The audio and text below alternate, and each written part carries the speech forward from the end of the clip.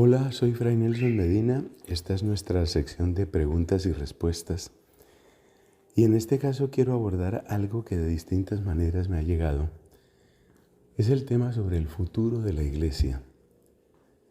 Cuando se ve, por ejemplo, lo sucedido, lo que sigue sucediendo en Alemania con el camino sinodal, cuando estamos a las puertas de la segunda y última parte del sínodo de la sinodalidad en Roma, cuando aparece un documento como Fiducia Supplicans que habla de bendición de uniones o de parejas en situación irregular.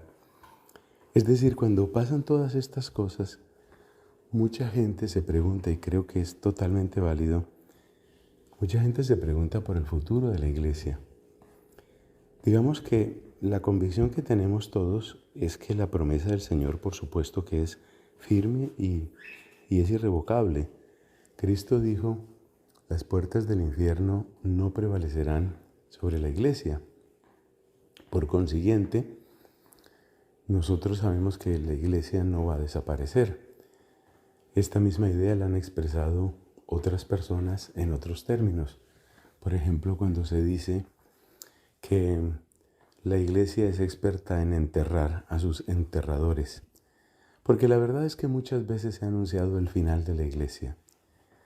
Cuando las persecuciones del Imperio Romano, pues de lo que se trataba no era simplemente de maltratar a unos cuantos hombres o mujeres, de lo que se trataba era de amedrentar y finalmente de llevar a la extinción a un grupo extraño, un grupo peligroso, que era pues ni más ni menos que la Iglesia. Y por eso hubo persecuciones selectivas, persecuciones, por ejemplo, que se concentraban en sacerdotes o en obispos, persecuciones que se centraban en los catecúmenos, y todos esos despliegues de crueldad tenían un propósito muy claro: extinguir a la Iglesia. No lo lograron. Cuando se derrumba el Imperio Romano, que tenía cerca de 1000 años de existencia, se derrumba el Imperio Romano y la Iglesia realmente es la única institución que conserva una cierta solidez y es de algún modo quien puede articular las distintas instituciones nacientes en lo que después conocimos como la Edad Media. Sucede el doloroso cisma entre Oriente y Occidente en el siglo XI. Viene la Reforma Protestante, viene todo el embate de la Ilustración. Hay persecuciones brutales en lugares de Asia. Recordemos los mártires de Japón, mártires de China, los mártires de Corea. Y bueno, lo que sorprende de todo eso es que en esos lugares, con mayor o menor fuerza, sigue estando presente la Iglesia. Así que la convicción que tenemos es clara: la Iglesia no va a desaparecer. Así que la pregunta sobre el futuro de la Iglesia se traduce como una pregunta sobre el rostro que puede tener esa Iglesia. Es decir, ¿cómo va a ser esa Iglesia? Y al respecto, yo creo que tenemos dos propuestas o dos modelos que se presentan como los posibles escenarios para los cristianos en el futuro de la Iglesia. Hay un modelo que dice necesitamos una Iglesia en donde los laicos tienen una participación fundamental, una Iglesia que adopta muchas de las conquistas culturales del mundo, por ejemplo, la democracia, que muchos la ven como el avance fundamental de los últimos 2-3 siglos, una Iglesia que está muy cerca de la tecnología, una Iglesia que tiene una moral fluida, es decir, que entiende que muchos de los desafíos a los que nos enfrentamos los cristianos son desafíos inéditos que requieren respuestas inéditas y que por eso pues la moral debe tener una cierta fluidez para realmente responder a las distintas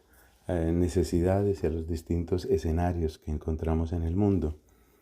Entonces, esa es como una propuesta, es la propuesta liberal, progresista, la propuesta de adaptación que presenta como sus banderas principales la modernización, la actualidad, la inserción, la inclusión. Ese es como un modelo de iglesia.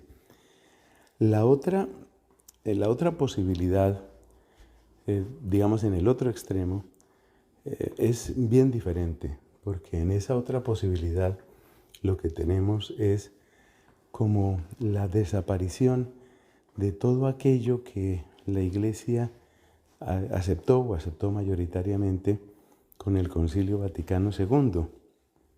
Así, por ejemplo, a mi cuenta de Twitter o de X, como se llama ahora, llegan algunas publicaciones de gente que está realmente convencida. ¿Convencida de qué? Convencida de que el retorno a la misa latín tradicional, el retorno a una ortodoxia clara, el retorno a una educación católica robusta, y eso unido a muchas otras cosas, pero creo que se entiende la idea. Es el retorno a todo eso, que en el fondo es algo así como enmendar la plana, corregir el error que se cometió con el Vaticano II. Ese es el verdadero futuro de la Iglesia. Eliminemos el error, reconozcamos que nos hemos equivocado con esa supuesta apertura al mundo. El mundo lo que necesita no es que la Iglesia se adapte a él, sino que la Iglesia le proponga el misterio infinito, insondable y bellísimo del amor de Dios, como aparece muy particularmente, repito, en la liturgia. Entonces, que aparezca ese misterio, que se vea, que brille, y la gente llegará. La gente llegará. Llegarán los jóvenes, llegarán las familias, llegarán los niños, y si nos sostenemos con firmeza, pues se derrumbarán muchas cosas en la Iglesia. Habrá muchas comunidades religiosas que desaparecerán o llegarán casi a punto de extinción, pero finalmente lo que tendremos, lo que lograremos al final, es una iglesia renovada, que es la iglesia de siempre, con la misa de siempre, con la moral de siempre, y una vez más seremos vencedores. Eso es lo que propone ese modelo. Y quienes tienen este pensamiento que podemos llamar tradicional, yo diría en muchos casos tradicionalista, lo que ellos dicen es que las pruebas ya están. Es decir, que los países, las regiones, incluso las comunidades religiosas que toman esas posturas de tipo progresista, pues finalmente se extinguen. El progresismo es visto desde ese ángulo, es visto simplemente como una especie de suicidio colectivo. No conduce a ninguna parte. Eso no produce vida, ahí no hay nada. Y se sabe que ahí no hay nada porque nos encontramos con que muchas comunidades religiosas, de esas que abandonaron el hábito y que han abrazado los lemas de la democracia, la inclusión y la inserción, pues no reciben vocaciones. Y por supuesto que una comunidad religiosa que no recibe vocaciones, pues es una comunidad religiosa que está suicidándose. Está en proceso de extinción y será cosa de unos pocos años, tal vez un par de décadas para que se consume el desastre. Ese es argumento muy propio de esa línea tradicional o tradicionalista que se mueve entre esas dos palabras. O lo mismo países, ¿no? Cuando uno se encuentra que, por ejemplo, en Alemania, la deserción de la Iglesia Católica se cuenta no en miles ni en decenas de miles, sino que se cuenta en centenares de miles. Estamos hablando de de que cada año en Alemania 400.000 o 500.000 personas se desmarcan de la Iglesia Católica, literalmente porque dejan de pagar el impuesto que Alemania cobra de acuerdo con la creencia religiosa de la persona. Y cuando una persona se sale de ese impuesto, pues sale de la iglesia. Esto es algo conocido de Alemania y de otros pocos lugares en el mundo. Entonces, el caso de Alemania parece emblemático para quienes tienen ese pensamiento. Dicen, mire, ahí está el desastre.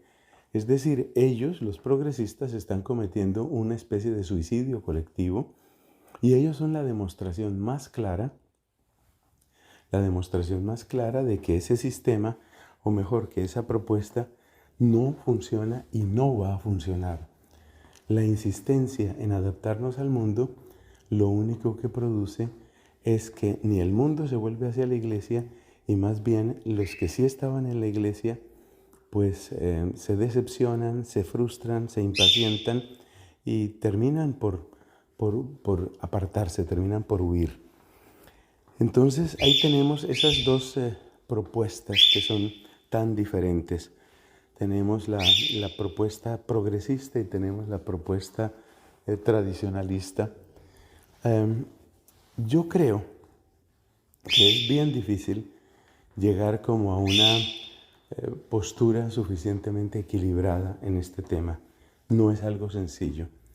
Y no es algo sencillo porque yo personalmente me niego a quitarle toda la razón a una opción o a la otra.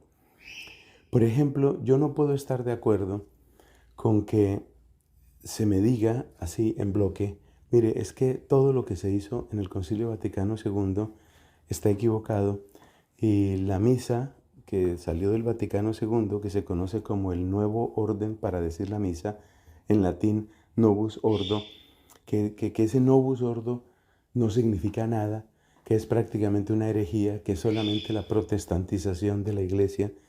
Yo creo que ese es un modo demasiado simplista, un modo demasiado irresponsable de presentar las cosas. Y por consiguiente, yo no puedo estar de acuerdo con eso. Además, me parece que los tradicionalistas se equivocan también cuando quieren decir que la buena celebración solamente se da en el modo antiguo.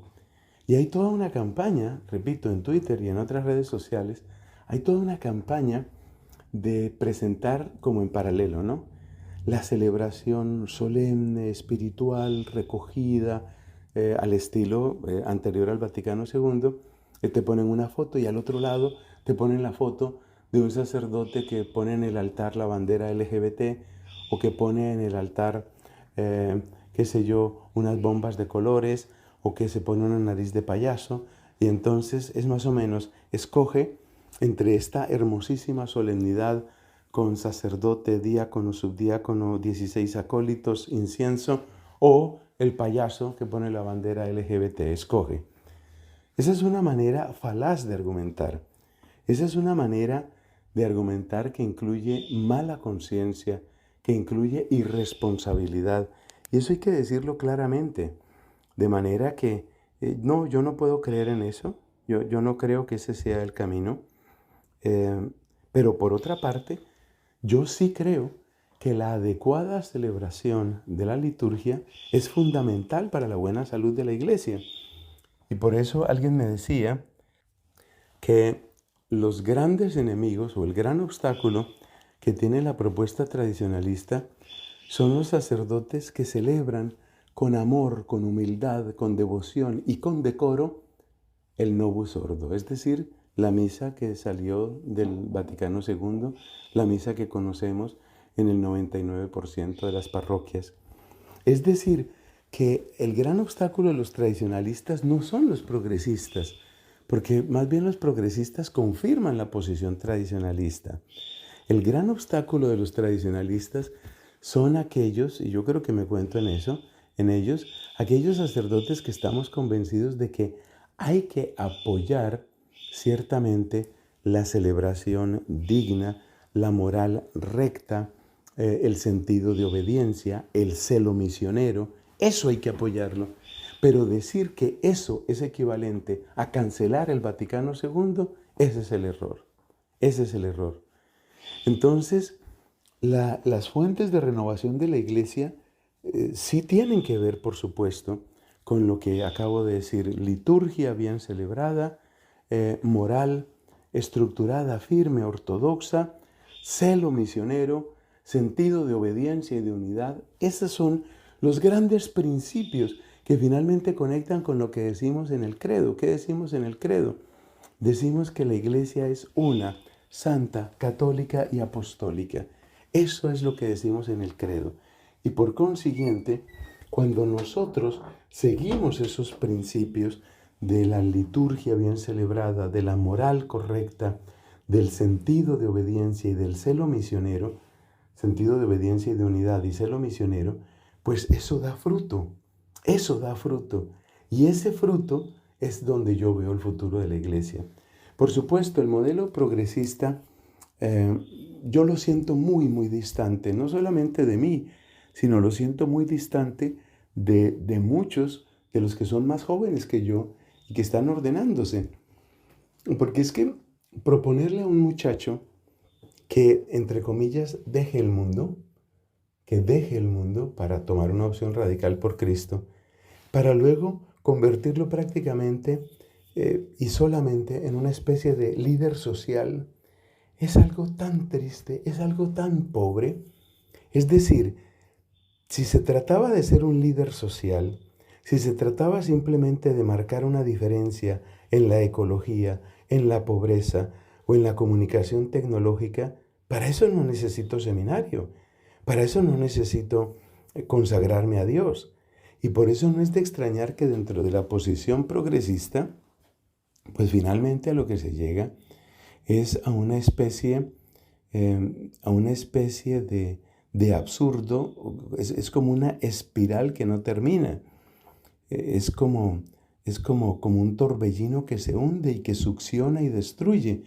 Porque después de decir que la Iglesia tiene que adaptarse al mundo, lo que sigue es que entonces los sacerdotes tienen que adaptarse al mundo. Entonces vamos a querer sacerdotisas, vamos a querer sacerdotes casados. Es decir, que una vez que se empieza a ceder y a ceder y a ceder, eso no para nunca. Eso no tiene un piso, no tiene un fondo último. Y ese es un camino auténticamente de suicidio. Ahora bien, al progresista, la posición radical y fanática del tradicionalista lo confirma en lo suyo. ¿Por qué? Porque detrás de mucho de ese tradicionalismo, lo que terminamos encontrando son una cantidad de escándalos. Como ese tradicionalismo está lleno de actitudes fariseas, porque eso es cierto, y ese es creerse que ellos son los buenos y son los puros, y que el resto del mundo no sabe ni celebrar misa. Entonces, los tradicionalistas confirman a los progresistas en su postura, porque solo ven fanatismo y solo ven fariseísmo.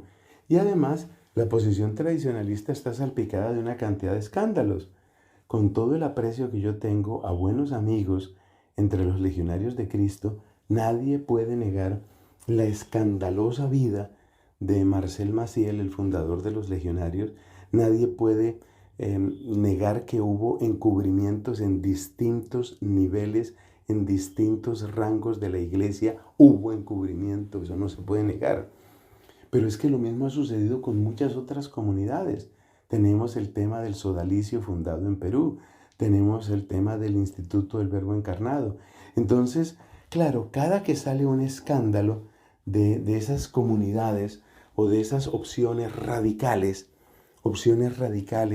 por el tradicionalismo, cada vez que sale un escándalo, sobre todo escándalos de dinero, escándalos sexuales, los progresistas sonríen malévolamente, apuntan con el dedo y dicen: bueno, ¿qué pasó? ¿Qué pasó con tu moral estricta? ¿Qué pasó con tu postura extrema? ¿Qué pasó con toda esa neurosis que tú cargas? Eso no tiene ningún sentido. Entonces, ya yo creo que se entiende para dónde va este mensaje. Que hay dos posturas extremas, una es el progresismo y el otro es el tradicionalismo, posturas que se confirman mutuamente. El progresista mira al tradicionalista y lo mira finalmente como un fanático, fariseo y además hipócrita, porque muchas veces son posturas que están llenas de escándalos, de muchas maneras que creo que no vale la pena explayar más aquí. Y el tradicionalista se siente confirmado por el progresista porque apenas ve esas fotos de altares con banderas LGBT y sacerdotes con nariz de payaso, dice, pues mira, eso es lo que no queremos, lo que sí queremos es esta hermosa solemnidad que te muestro en este video o en esta foto. Pues yo pienso que ninguna de las dos cosas. Yo pienso que necesitamos apoyarnos ante todo en Cristo nuestro Señor, reconociéndolo como lo ha reconocido la Iglesia, verdadero Dios y hombre, reconociendo el misterio de la redención y de la gracia, reconociendo la necesidad de nuestro arrepentimiento, conversión, formación y camino de santidad, sabiendo que nos alimentamos y que hemos de cuidar como tesoro de nuestra vida cristiana la liturgia celebrada adecuadamente, que reconocemos que una moral no adaptada a nuestros gustos, sino una moral como la ha ofrecido Dios en el depósito de la fe, como está expuesta, por ejemplo, en el Catecismo de San Juan Pablo II, es un camino óptimo. Reconocer que necesitamos obediencia y espíritu de unidad en la Iglesia y que cualquier sectarismo pues debe quedar excluido. Es necesario superarlo a través de un diálogo profundo, no un diálogo únicamente de tomémonos una foto juntos, sino un diálogo profundo que incluye conversión. Pero hay que aspirar a esa unidad y que por supuesto necesitamos el misionero, necesitamos el ardor y el fuego para anunciar a las naciones que Jesús es el Señor y que solo convirtiéndonos a Él podemos encontrar salvación, porque no hay otro nombre por el cual seamos salvos. Esa creo yo que es la verdadera, que es el camino verdadero, un camino que a todos los que vivimos, a todos los que practicamos, queremos practicar la vida cristiana, pues supone un desafío tremendo. Pero ese es el camino, ese es el camino que supone de todos nosotros auténtica conversión, auténtica búsqueda. ¿Dónde está la verdad? ¿Dónde está la verdad? ¿Qué tiene de verdadero? ¿Qué tiene de razón? ¿En dónde tiene razón el que no piensa como yo?